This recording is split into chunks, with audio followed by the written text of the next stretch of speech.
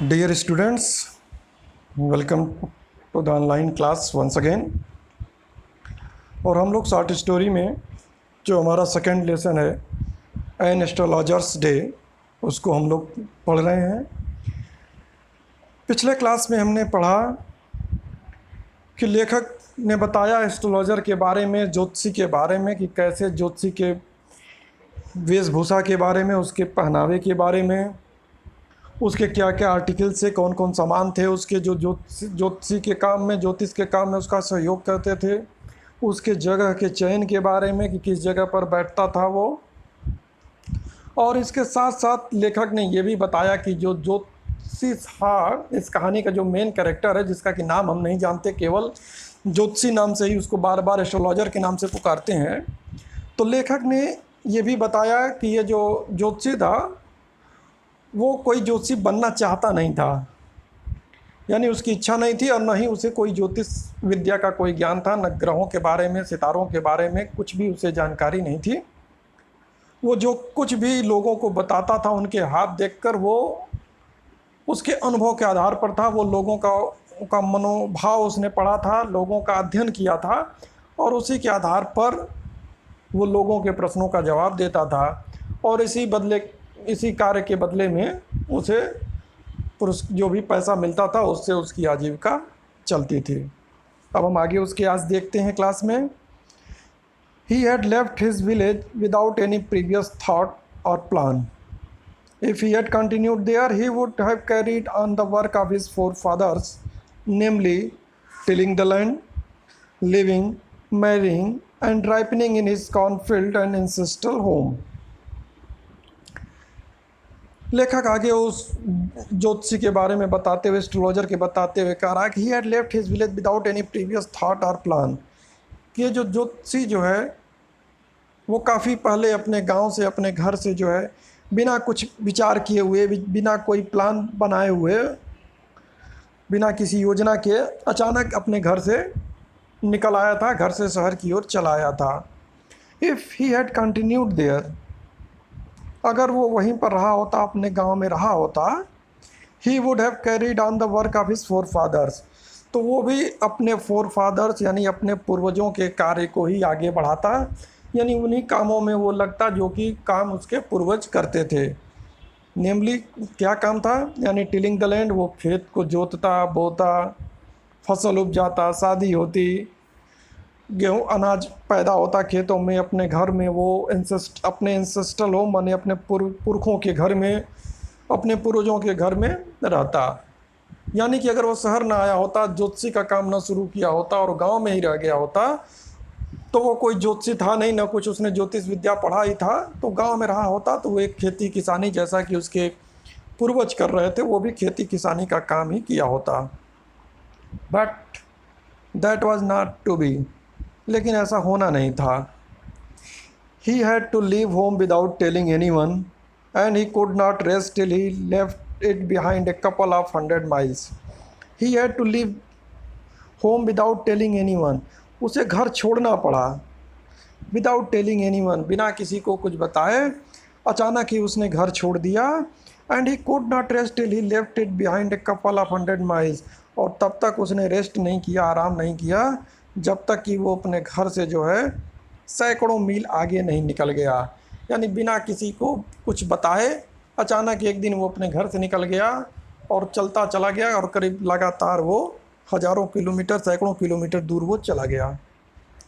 To a villager, it is great deal, as if an ocean flowed between. लेखक कह रहा है कि हो सकता है आज के समय में ये भले लोगों को लगे कि ये कोई बहुत बड़ी बात नहीं हुई बिना बताए हुए घर से बाहर निकल जाना, लेकिन कह रहा नहीं, टू ए विलेजर, एक गांव वाले के लिए it is a great deal, ये एक बहुत बड़ी बात थी कि वो बिना बताए, किसी से बिना कोई सलाह किए हुए, बिना किसी योजना के अचानक अपना घर छोड़कर कहीं निकल जाए। As if an ocean float between, कह रहा जैसा लगता था कि कोई गांव और शहर के बीच में कोई ओशन, कोई समुद्र हो, जिसको पार करना कोई बड़ा टेढ़ी खीर हो, जिसको पार करना बहुत मुश्किल हो। और इतना मुश्किल काम करके जो एस्ट्रोलॉजर है वो अपना गांव छोड़ के आगे शहर की ओर चला आया था।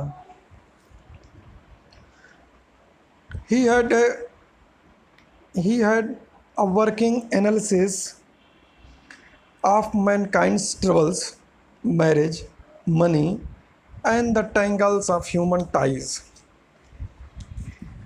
शहर आने के बाद उसने जो है ज्योतिषी का काम किया, और जैसा कि लेखक शुरू में भी बता चुका है कि उसको कुछ ज्योतिष विद्या का कोई ज्ञान नहीं था, लेकिन क्या था, he had a working analysis of mankind's trouble. लेकिन उसको जो है लोगों के मैनकाइंड्स ट्रबल, लोगों की परेशानियों का वर्किंग एनालिसिस था, यानी लोगों के समस्याओं का उसे अनुभव था कि आम लोगों के जीवन में किस किस प्रकार की समस्याएं आती हैं, एक आम व्यक्ति किन समस्याओं का सामना करता है, और वो क्या क्या मुख्य समस्याएं हैं। उसने कहा मैरिज, आम लोगों के जीवन में एक शादी, यह एक महत्वपूर्ण बिंदु है, उनके जीवन का एक महत्वपूर्ण चरण भी है, लेकिन उसके साथ साथ यह एक उनके जीवन का एक प्रमुख समस्या भी है। और ये हमेशा दिमाग में लोगों का शादी, कभी लड़की की शादी करना है, कभी लड़के की करना है, कभी कैसा होगा, हो गया तो परिवार अच्छा निकला तब ठीक, नहीं निकला तो फिर वो समस्या। यानी शादी एक ऐसा मैटर है जिसको लेकर लोग हमेशा दिमाग में लोगों के कुछ चलता ही रहता है। मनी, अगली समस्या है लोगों की पैसों की।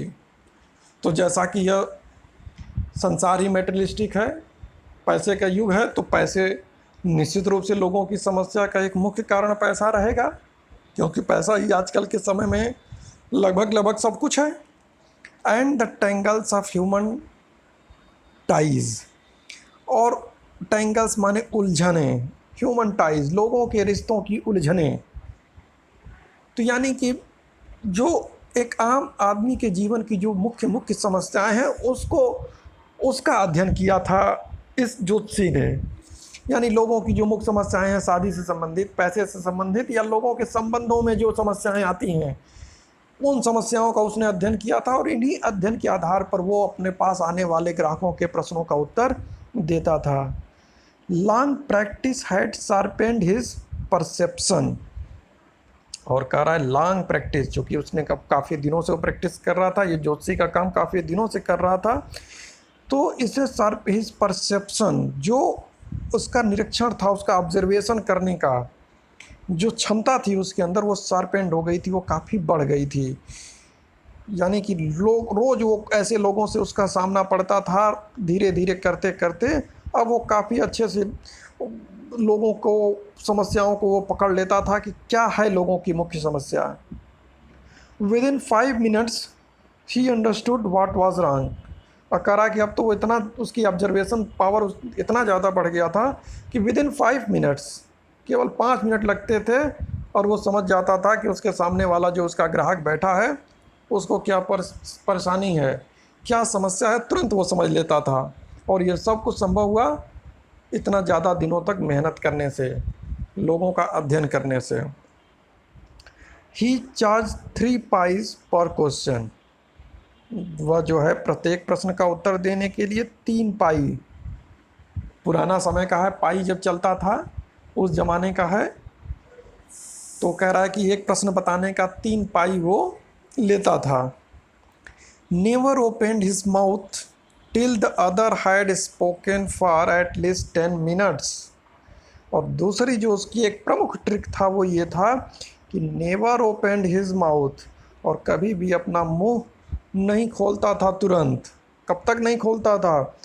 Till the other had spoken for at least 10 minutes, जब तक कि सामने वाला उसका ग्राहक 10 मिनट तक अपनी बात ना कह लेता था, अपनी पीड़ा न बता लेता था, तब तक जो है ज्योतिषी कुछ बोलता नहीं था, चुपचाप वो केवल अपने ग्राहकों की बातों को सुनता रहता था। ये उसका एक तरीका था विच प्रोवाइडेड हिम, और इन 10 मिनटों में जो वो अपने ग्राहकों से उनकी बातें सुनता था उससे उसको उपलब्ध हो जाती थी enough stuff for a dozen answers and advices.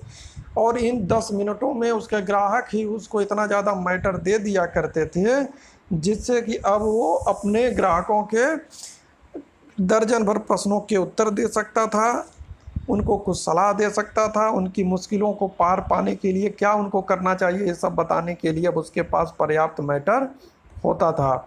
और इसके लिए उसने तरीका निकाला था कि वो पहले कुछ बोलता नहीं था, पहले वो सुनता था अपने ग्राहक को कि वो क्या कह रहा है।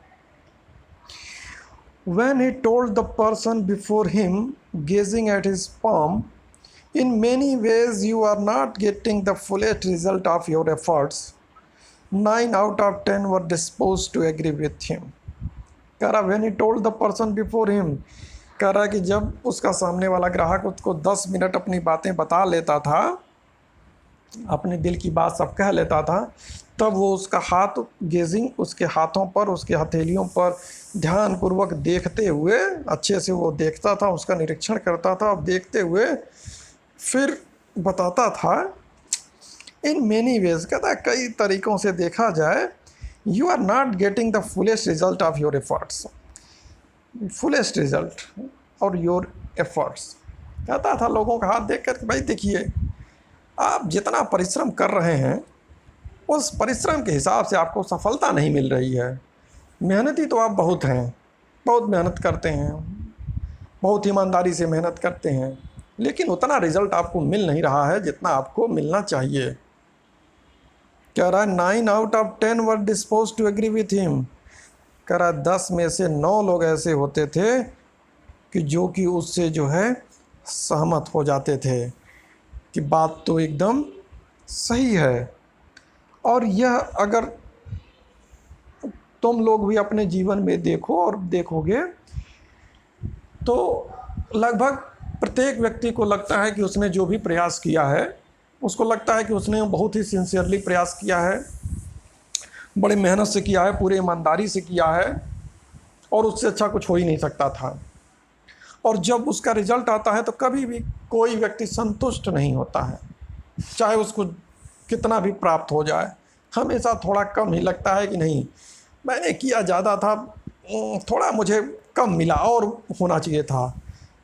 चाहे वो स्टूडेंट लाइफ में तुम लोगों का एग्ज़ाम के नंबर हो या किसी किसान का खेत में किया गया मेहनत हो या किसी का व्यापारी का अपने व्यापार में किया गया मेहनत हो, हमेशा हमें लगता है कि हमने तो अपना 100% दिया है लेकिन परिणाम उतना मिला नहीं है। तो इसी लोगों के साइकोलॉजी का, इसी मनोविज्ञान का फ़ायदा जो है वो उठाता था ज्योतिषी। उसने इसी लोगों के साइकोलॉजी का अध्ययन किया था कि हमेशा कभी भी कोई संतुष्ट रिजल्ट से होता नहीं है। कई बार हमें अपने मेहनत से ज़्यादा भी मिल जाता है लेकिन फिर भी एक कसक बना रहता है, ओह इतना मिल गया, थोड़ा इतना मिल गया होता तो और अच्छा रहता। तो इसीलिए कह रहा है कि वो लोगों के हाथों को देखते हुए जब कहता था कि मेहनत तो आप बहुत करते हैं लेकिन पूरा रिजल्ट नहीं मिलता है, तो 10 में से 9 लोग सहमत हो जाते थे कि एकदम सही, और उनको भरोसा हो जाता था कि ये वाकई में बहुत पहुँचे हुए ज्योतिषी हैं। कितना आसानी से उन्होंने पकड़ लिया कि भाई मेहनत मैं तो करता हूँ लेकिन रिजल्ट नहीं मुझे मिलता है। आर ही क्वेश्चनड, या वो कई बार वो प्रश्न करता था अपने ग्राहकों से, जो एस्ट्रोलॉजर है, is there any women in your family, may be even a distant relative, who is not well disposed towards you.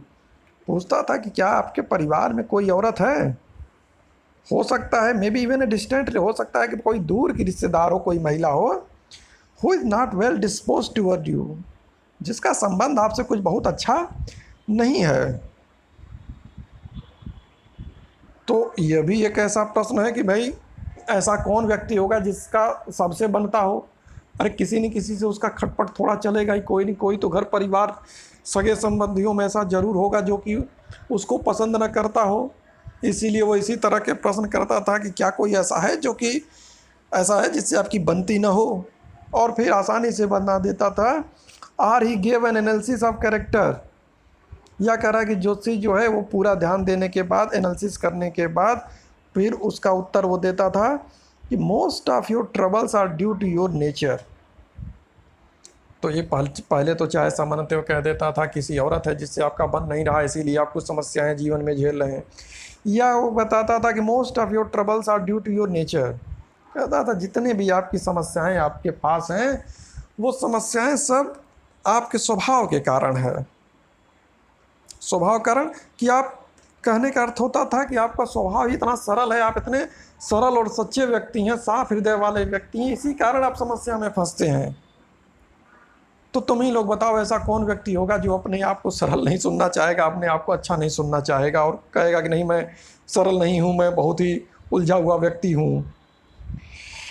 How can you be otherwise with Saturn where he is, कहता था, और खो भी क्या सकता है। देखो ये शनि की जो सैटर्न की पोजीशन है, ये जो शनि का जो स्थिति है तुम्हारे जो नक्षत्र में, तुम्हारे इस कुंडली में, इससे अच्छा हो भी क्या सकता है। इस शनि की कुंडली के कारण ही इस ग्रह में है, इस घर में है, इसी कारण ये परेशानी तुमको हो रही है। You have an impetuous nature and rough exterior, कह रहा है आपका जो नेचर है, जो स्वभाव है, इम्पेचुअस नेचर है, थोड़ा आवेगपूर्ण है, थोड़ा इमोशनल टाइप के आप आदमी हैं, एंड रफ एक्सटीरियर, और जो बाहरी रूप से देखने पर आप बहुत कड़क लगते हैं, बहुत सख्त लगते हैं। तो ये जो आपका स्वभाव है, इस स्वभाव के कारण भी कई बार आपको कुछ समस्याएं उत्पन्न होती हैं जीवन में। This endeared him to their hearts immediately, for even the mildest of us loves to think that he has a forbidding exterior। कह रहा दिस endeared him, और जब वो प्यार भरी बातें बताता था, endeared लोगों की अच्छी बातें बताता था, तो लोगों की ये बातें दिल पर इमीडिएटली, तुरंत दिल पर पहुंचती थी। यानी जब लोगों को समझाता था, अरे भाई आपका स्वभाव के कारण आपका दिक्कत है, आप इतने सरल व्यक्ति हैं, साफ बोलने वाले हैं, लोगों के मुंह पर बोलने वाले हैं, किसी का बुराई करने वाले नहीं हैं, या कहता था भाई आप तो भाई अन्याय सहने वाले नहीं हैं, सहज व्यक्ति हैं, जैसा होता है वैसा आप सामने वाले को बोल देते हैं, इसीलिए आपको समस्याएं जीवन में होती हैं।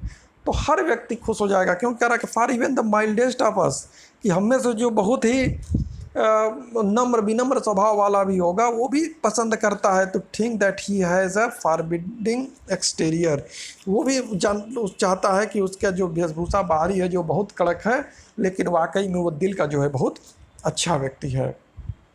तो यानी कि आज के जो क्लास में अभी तक हमने जो पढ़ा, उसमें देखा कि जो ज्योतिषी हमारा जो मेन कैरेक्टर है, वो भले ही उसको ज्योतिष विद्या नहीं आती है, ग्रहों के चाल और स्थिति नहीं आती है, लेकिन लोगों के स्वभाव को, लोगों के मनोविज्ञान को उसने बड़े अच्छे से पढ़ा लिखा हुआ है। और लोगों के इसी मनोविज्ञान को पढ़ने के कारण वो लोगों के बारे में सामान्य से बातों को बताता था, और लोगों को लगता था कि ये कितनी गूढ़ बातें उनके बारे में ज्योतिषी जो है बता रहा है, और कितना ये पहुँचा हुआ और कितना अच्छा ज्योतिषी है। और ये भी हमने देखा कि ज्योतिष जो है वो तब तक कुछ नहीं बोलता था जब तक कि सामने वाला ही 10 मिनट तक उस अपने बारे में कुछ न कुछ बता न दे। तो उन बातों के आधार पर कुछ जनरल वो बातें उठाता था और लोगों को वो बता देता था, लोगों से कहता था, और लोगों को लगता था कि ये बात जो है ज्योतिषी की 100% सही है, और लोग उससे सहमत होते थे। और जब सहमत होंगे तो निश्चित रूप से उसका मनमाफिक उसको जो उसका चार्ज होगा, जो उसका पैसा होगा, मेहनताना होगा, वो भी उसको मिलेगा। तो इस तरह से वो अपना ज्योतिषी का काम जो है आगे बढ़ाता चल रहा था। तो आज के क्लास में हम लोगों ने देखा, आज के लिए इतना ही रहेगा। नेक्स्ट क्लासेस में हम लोग इसके आगे की कहानी को डिस्कस करेंगे। Okay, bye.